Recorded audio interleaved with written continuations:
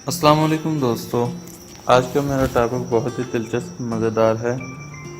अपने topic share करने से पहले आपसे दरख्वास्त है कि अगर आपने मेरा चैनल सब्सक्राइब नहीं किया तो इसे सब्सक्राइब करें और बेल आइकन के बटन पर क्लिक करें।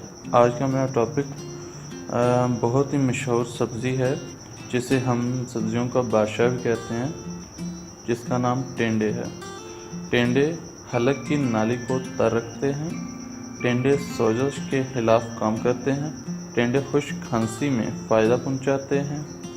टेंडे जिस्म में पानी की कमी को पूरा करते हैं।